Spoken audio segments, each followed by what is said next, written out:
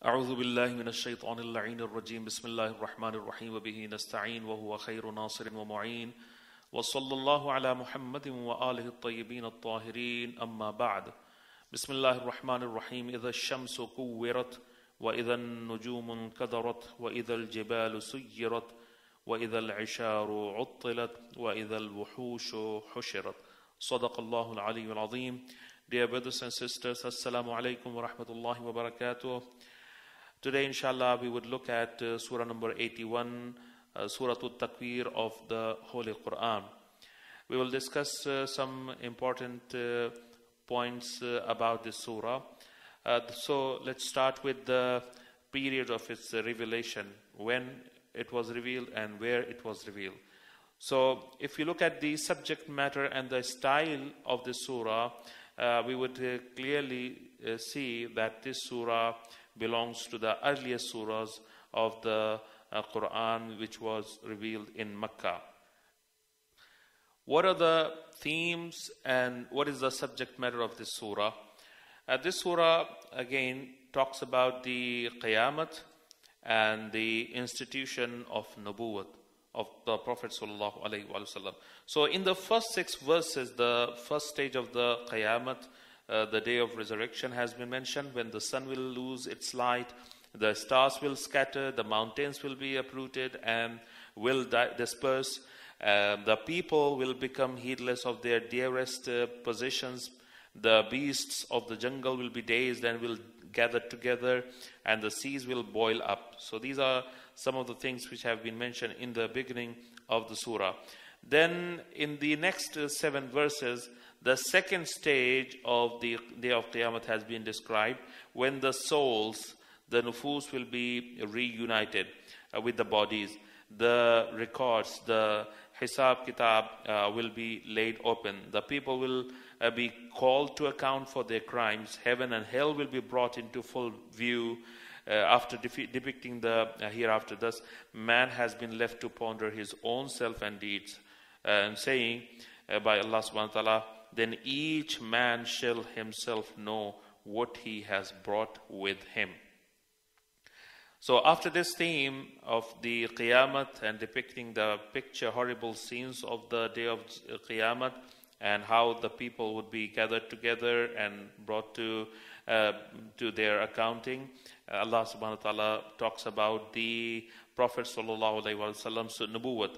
So he says in this part of the surah, because people of the Makkah, Quraysh, they used to mock the Prophet sallallahu alaihi wasallam, and they used to, ma'adallah, used to call him a madman or a crazy person, a person who has been struck by a jinn, or who is a magician, and so on and so forth. So these are some of the things that they used to say.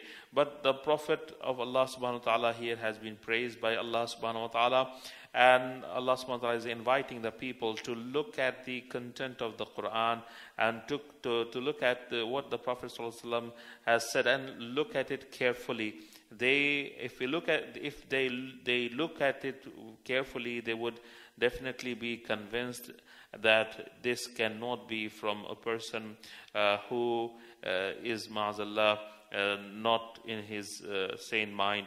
And so Allah subhanahu wa ta'ala invites the people to look at the horizon, to look at the skies, and to look at whatever is in the universe and in the world, and then realize that this Prophet sallallahu alaihi wasallam has seen everything with his own eyes, and these things have been created in front of this Prophet sallallahu alaihi wasallam, and when they do, then they would be able to properly follow the teachings of the Prophet sallallahu alaihi wasallam. And then Allah subhanahu wa ta'ala is asking them, so where are you going? Why are you leaving these teachings? We are talking about something really serious. It's not a joke, it's not funny, and it is definitely going to happen. And your life of this world is an example of the next life. So when this life is possible, definitely next life is also possible. Now let's look at some of the very famous verses of this surah. So Allah subhanahu wa ta'ala in ayah number 8 and 9 of this surah says, talking about the girls who were buried alive by their parents during the time of Jahiliyyah, and Allah subhanahu wa ta'ala condemns it very much. And unfortunately, the practice is continuing in different forms even today. So condemnation of burying alive the girl. So Allah subhanahu wa ta'ala is saying that, and when the girl buried alive will be asked for what sin she was killed. It is said that these verses are concerned with a tradition in the age of Jahiliyyah. Unfortunately, some people at that time buried their newborn baby girls alive, lest these girls would cause any shames when they grew up for them. So according to Mufassirin of the Quran, it was a practice during the age of Jahiliyyah that when a woman wanted to give a birth to a baby, her man or her husband would dig a hole in the ground and had the woman sit on it. And if the baby was a girl, he would throw her into the hole, and if it was a boy, he kept him alive. And there are some broad interpretations also of this verse, whereby some people say this verse includes the Silatul Rahim also, where people should keep their relations with their relatives alive, and if they cut their relations off with their relatives, they are also doing the same as the people of Jahiliyyah of that time. Or it also has been said that cutting off one's love of Ahlul Bayt alayhimus salam is also part of this, and they would be questioned on the Day of Judgment for doing that. So people will be punished in the Akhirat if they cut off their family ties or do not love the Ahlul Bayt alayhimus salam. So when Imam Muhammad Baqir alayhi salam was asked about this verse, he said if it refers to people who are killed because they loved Ahlul Bayt alayhimus salam. Now in the conclusion, we will discuss the merits and benefits of reciting this surah. So it is said that if one recites this surah, they will be protected against any shames when receiving the record of their actions on the day of Qiyamah.